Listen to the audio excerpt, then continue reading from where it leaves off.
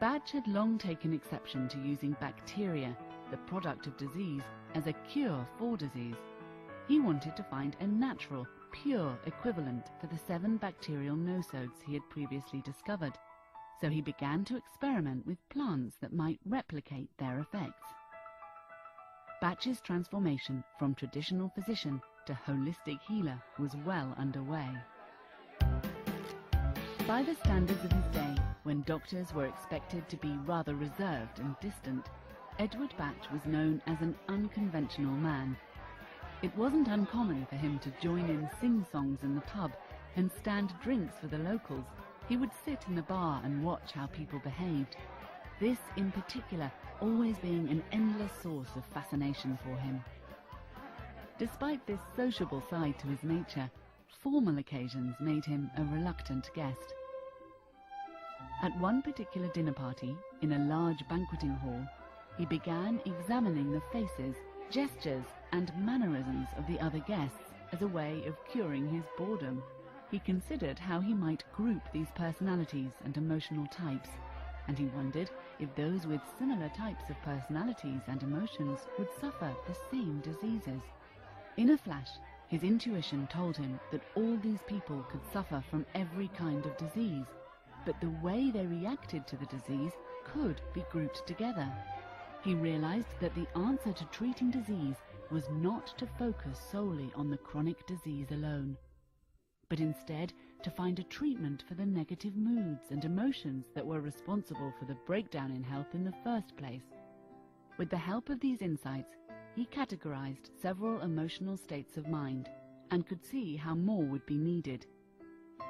He was determined to devote the rest of his life to this new system of medicine that he was sure nature could provide. It was the search for these new, simpler and more natural medicines that took Dr. Bach to the Welsh countryside. In Wales, in 1928, he found Impatiens glandulifera and Mimulus guttatus growing wild, and prepared remedies from them using homeopathic methods. Dr. Bach began using the new flower-based remedies on his patients. He prescribed them based on the patient's personality and achieved immediate and remarkable success. Next, he added clematis to his collection.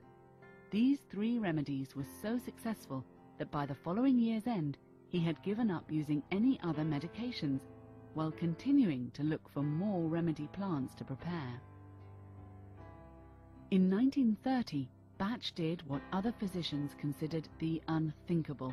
He turned his back on orthodox medicine, abandoning his extremely lucrative London practice to devote himself entirely to the search for new remedies from the pure and simple herbs of the field. He asked Nora Weeks to accompany him as his assistant. Dr. Bach continued to strip out unnecessary ideas and theories from his practice, including the old laboratory-based methods of making remedies. Instead, he devised 2 new ways of preparing the flowers. The earliest of these was the sun method. Dr. Bach placed fresh flower heads in a bowl and stood them in unbroken sunlight so that the plant energy would be infused into the water. A few years later, when he had settled at Mount Vernon, he found a second method, the boiling method, which he used for 18 of the remedies. In this method, he would collect the flower parts and boil them in water for half an hour before leaving them to cool. To make the medicines, Dr. Bach mixed the energized water with equal parts of brandy, which was chosen as a preservative. The resulting liquids he called the mother tincture. He then made stock bottle dilutions by adding 2 drops of the mother tincture to 30 milliliters of brandy. From 1930 to 1934, Dr. Bach and Nora travelled over scattered corners of England and Wales, preparing and testing remedies from many plants. He experimented using these preparations with his patients. Over time, he settled on 19 remedies. Most of the remedies were made from flowers, with the exception of rock water, which was potentized in 1933, using water from a forgotten spring. In a couple of instances, olive and vine, he wrote abroad and asked friends in Switzerland and Italy to prepare the remedies to his instructions so he could try them out on his patients. One of his favourite rural destinations was a seaside town on the east coast of England called Cromer. He enjoyed observing the dynamics between the relaxed tourists and the locals going about their daily lives. The observations that Bach made in this tranquil setting reinforced his theories regarding different personality types. While everyone in the town faced similar day-to-day challenges, people's reactions to any given situation were very individualized. It was while living in Cromer that Dr. Bach discovered many of the early remedies: agrimony, chicory, vervain, centaury, cerato, scleranthus, and oak. And it was also in this town where a nautical emergency put Bach's work to the test. On December 14, 1933, a ferocious storm was brewing out at sea. Lifeboats had been dispatched to rescue 2 fishermen from the sinking barge, the Sepoy. For 6 hours, the rescue boats tried to launch, but the seas proved too rough. Finally, a lifeboat perched on the bow of the barge and pulled in one fisherman lashed onto the mast who was foaming at the mouth, delirious and not expected to live. In fact, his rescuers felt it was a certain death. As the fisherman was brought to shore, Dr. Bach insisted on trying to save the man's life and moistened the fisherman's lips with a combination of remedies that he referred to as rescue remedy. As the story goes, within moments of Bach's efforts, the man sat up, asked for a cigarette, and was then taken to the local hospital.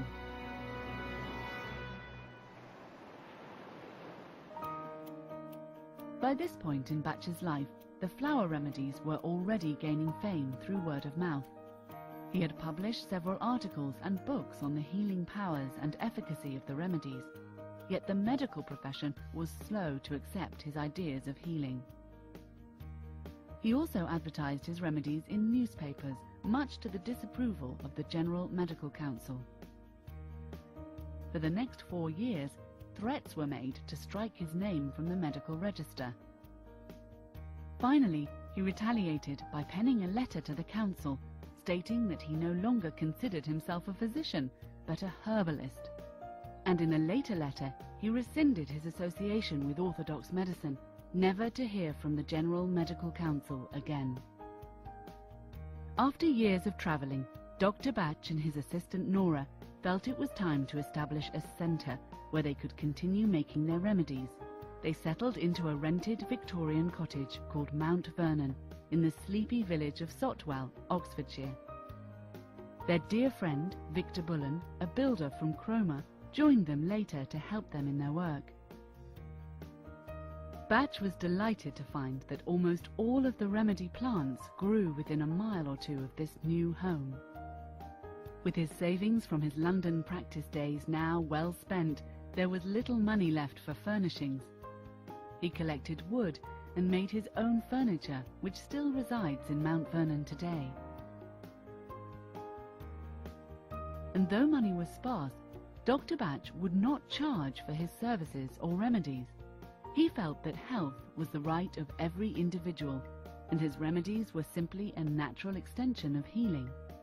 Ironically, it was the patients themselves who felt uncomfortable about the free consultations. Many wouldn't return for a second visit because they felt they were taking advantage of his good nature. So Dr. Bach put a charge on the treatment to make people feel that they weren't just taking, but giving something in return.